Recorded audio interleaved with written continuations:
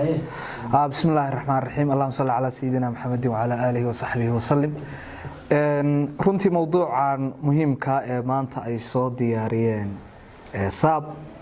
oo ah dhalinyarada iyo caqabadaha maanta aniga ka Maxamed Cabdicasiis ahaan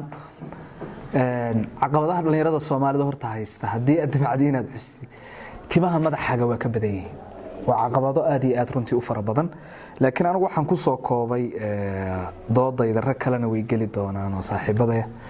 waxaan ku soo koobay 3 qodob oo runtii ugu waaweyn waa fursad la'aan fahan la'aan iyo xirfad la'aan waa fursad la'aan oo adduunka duwalka iyo dadyowga adduunka ka jiraahay timaadada way u toog hayaan oo shacabigooda waxay u abuuraan ama dhalinyaradooda ama jiilka imaanahayahay waxay ka fikiraan fursadooda iyo nidaamkooda inaga qaranjab baa inagu dhacay dalkeenu wuu dumay adeegyadii asaasiga ahaa oo dadka shacabka ah ay mustaxiq u ahaayeen oo dhan baa meesha ka baxay marka dhalinyaradii waxay wajaheen fursad la'aan oo qarankii si guudna fursad uga jiro fursad dawli ah oo dhalinta Soomaalidu ay ka faa'iideysan karayaan oo badani ma jiro fursad iqtisaadi ah oo ganacsi nama jirto dalka amaan ma aha oo ma helo foreign investment ma helo waxa weeye dadka adduunku aad inooma dhaxgalaan halka fursad la'aan baa ka soo baxday oo dhalinyaradii way ka caameen ayadoon wax fursad jirin dadka Soomaalidana dadka ugu badan waa dhalinyarada oo waxa la yiraahdaa boqolkiiba 70 ama 70 iyo tiro raacada waa dhalinyaro dhalinyaro bilaa dawli ah oo bilaa nidaam ah iyo dal aan fursad ka jirin dhaawaca koowaad oo dhalinta Soomaalida ku dhacay ayay noqotay fursad la'aanta wadanka ka jirta hadii ay jirtana fursadii waxay noqotay fursad maxduud ah oo ku baxda waji garad iyo hayb intaba dadkana ma wada deeqi karto dadka Soomaaliyeed waxa weeye kuma wada heli karayaan fursad runtii fursad la'aan ayaa jirta guud oo ay dawlad la'aantu sababtay waana rajaynayaa Soomaalidu inay hoggaan wanaagsan iyo dawlad wanaagsanba ay yeeshaan hoggaamiyuhu ama leadershipka ama systemka wadanka ka jiraahi waa kuwa jiilka soo socda barbaariyo oo wax u diyaariya hadayna hadda suugaanteena eegno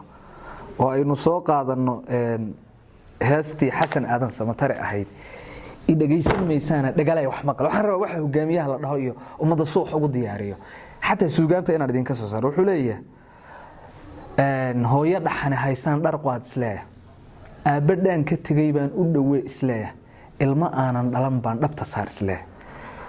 hooyo dhaxan haysan dhar u qaad isleeyahay hogaamiyuhu waxa la yiraahdaa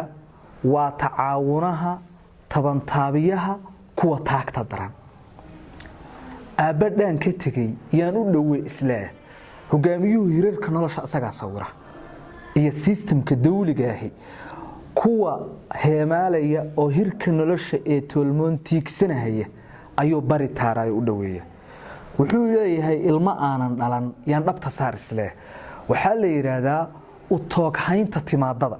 halkan marka waxa ka baxay u tooghayntii timaadada ka baxday system ilma aanan dhalan dhabta saaray Soomaali ma jiro ama dawli ha ahaado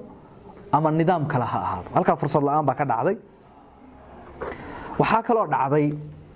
xirfad la'aan horta fursadda marna dadweynaha abuura oo iqtisaadi iyo isdhexgal bulsho iyo istiraatiijiyad bay ku timaadaa marna nidaam iyo system bay ku timaadaa marka dadweynuhu abuuraan waa marka qofka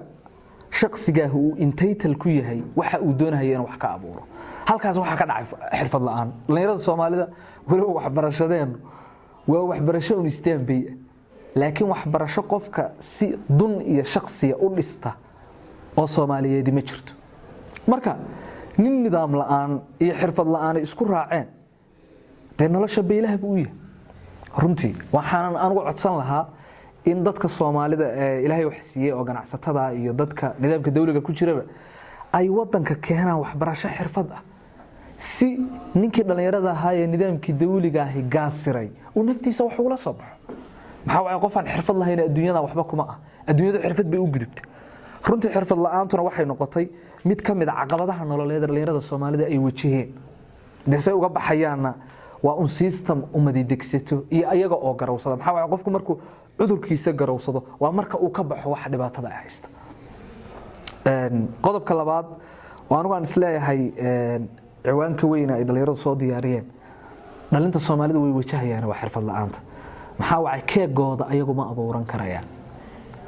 buug bay xifdiyaan history bay xifdiyaan laakiin cilmigii ay wax ku abuuran lahaayeen ma haystaan qodobka saddexaad oo aan doodayda ku soo koobaya ragna waa iiga dambeeyay waa fahan la'aan waana meesha ugu daran fahan la'aantu waxa weeye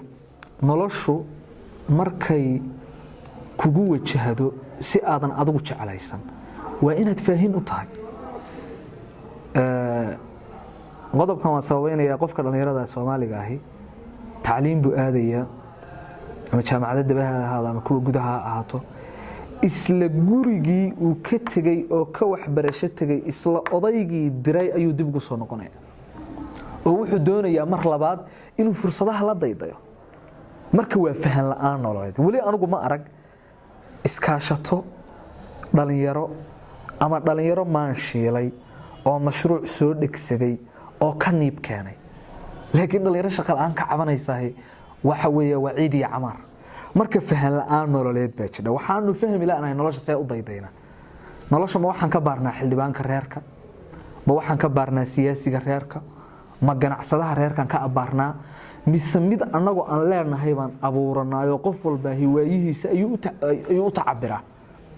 waa fahan la'aan nololeed haddii qofka dhalinyarada ahi uu fahmi lahaa doorka uu nolosha ku leeyahay inuusan cidna sugin inuu asagu wax tabcado inuu asagu fursadiisa raadsado inuu dooda maangala keeno oo si fursad lagu heli karaa fahan nololeed bay ahaan lahayd laakiin anigu fahan la'aan baa jiraan isla waxaan mar walba dhalinyarada ku boorinaya tacab yeelo waligaa tuugsiga ha qaayini xagla tabantanaad iyo guushu kuma timaadee u tilaabsa waayahaaga haddaadan adigu abuuran haddaadan oran xagee wax ka bilaabi kara war ilaahuma intaad jaamacad ka soo qalin jibisido intaasoo lakjar iyo intaasoo magaciis kuu soo galaan aad waxba ku weydi oo aad meherad shaah furatid waa hal abuur haddii wax dalkaba ka maqan oo fursada oo bannaan intaad soo sahansato ad waxa weeye maalgelinteeda la doonato geeliya arigaaga gadata waa hal abuur laakiin dhalinyaradii oo dhan waxay rabaan suud qurux badan iyo tay intay soo wada xidhaan in xafiisyada dawladda ka shaqeeyaan waana system la'aan ba wadanka ka jirta oo fursadi ma jirto marka kulligeen ma wada heli karayna nidaam dawli oo ina kaafiya ee waa inaan nolosha fahano oo inagu aynu wajahno waayaheena naftaada la tasho inta oo fursadood baa wadanka ka bannaan oo waxa weeye uu qofku abuuri kara deegaanka ka bannaan hal abuur xuma marka ina haysto oo fahan la'aan nololeed qofka hadduu nolosha fahansan yahay waxba hal abuuri lahaa qodobkaasna aan waxaan leeyahay waa qodobka saddexaad oo caqabadaha ah waa fahan la'aan fursad la'aan iyo xirfad la'aan saddexdaas haday qofka isu kaashadaana de qofku waa qof qabiran oo curyaana oo nolosha waxba ku soo kordhinayn hada wabillahi tawfiiq dhalinyarada kale iyo dadka kale aan u deynaya laakiin anigu intaasan ku soo koobaya assalamu calaykum